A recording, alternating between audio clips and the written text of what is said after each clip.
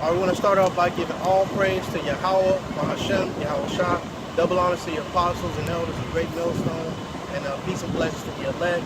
This is Akaria and Pathakamah from the camera. And I was reading Esdras this week, second Esdras, and I saw something that kind of hit my spirit. I just wanted to bring that out real quick. So if you can start from second Esdras 7 and 6. Jump right in there, go ahead. Second Esdras 7 and 6. There is also another thing.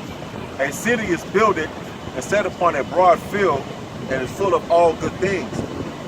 The entrance thereof is narrow and is set in a dangerous place to fall, like as if there were a fire on the right hand and on the left hand, and on the left a deep water, and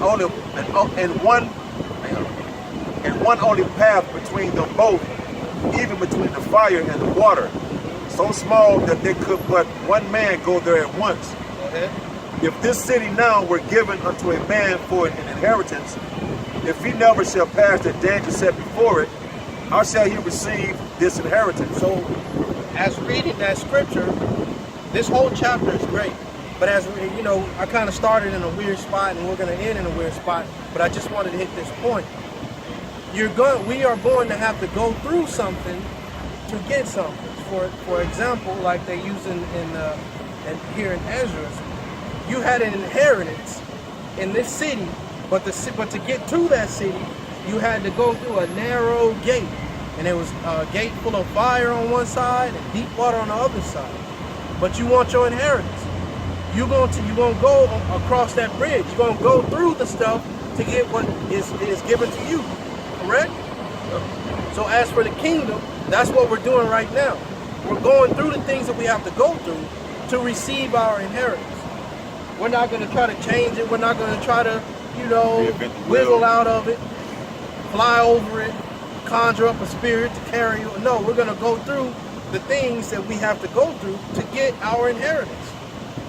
Although it may be hard, although it may be strange and tedious at times, we're going to go through it because we want what's ours.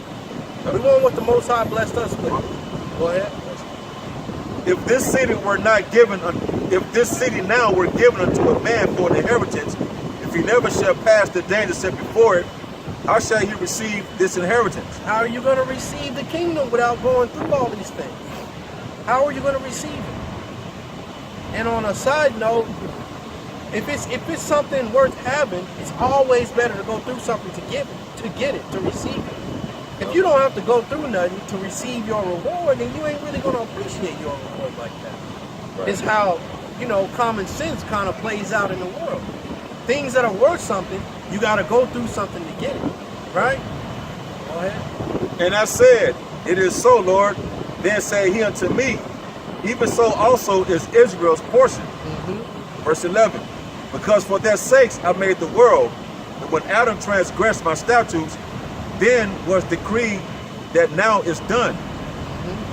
Verse 12. Then were the entries of this world made narrow, full of sorrow and travail. They are but few and evil. And as it talks about the entrances of this world, that's even in when you're born. It's sorrow and travail. When you're born, the mama's screaming because she's in pain, the baby's screaming when it comes out. That's the entrance to this world. So that should let you know right there. Oh man, it's gonna be hell. Because if it was all beautiful, it wouldn't be no pain in childbirth. There wouldn't be no pain. It would be a glorious situation when you come out of the womb. But now you come out of the womb, man, it's crying and shit. The woman crying, her box tore to pieces. Sometimes C-section, her stomach cut wide open. They got to take a needle in their back. Well, I think it's called an epidural. All that stuff going on. That's just the beginning of you coming into the world. So you're right, brother. Go ahead, brother. As your course coming into this world, you know it's going to be hard. Wow.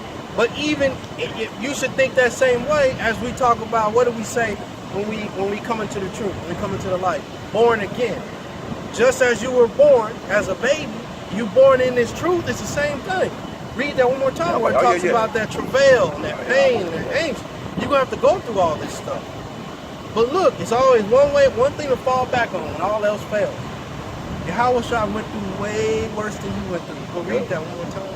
Verse 12, 2 Esdras 7 and 12. Then were the entrance of this world made narrow, full of sorrow and travail.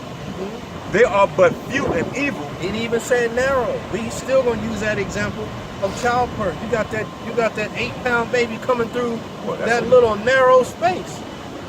Man. But once you come through them, being born into this world is hard. It's a tough life. So that begins your straight path right there. But that righteousness is only given to a few.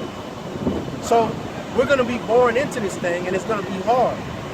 And before you come into the truth, it's going to be hard, but you're just going to be living life and not know up from down, shit from shat, in from out. You're just running around, hoping for the best. Shooting dice, just don't care about nothing. Just you roll the dice, fuck it, I don't care what happens. I lose my money, I'll rob somebody else. That's the mentality without the truth. But it's the same thing as being born into that narrow situation in the truth, right? We got to go through this stuff. Some brothers think, well, now I got this truth, I'm good. I can talk crazy to people. I can do anything I want to. No, it's the exact opposite. Now that you got this truth, you have to refine yourself even more than when you was in the world, because you got that powerful sword with you, and you have to use it the right way. You can't just be out here using it willy-nilly, or the Lord will take it away from you. What does that mean when the Lord takes that sword analogy for the Lord's truth? What does that mean when he takes it away from you? That's death. But what did we talk about, 13 or 12? 12. I got to finish 12 though. Okay, cool. Then were the entrance of this world made narrow, full of sorrow and travail.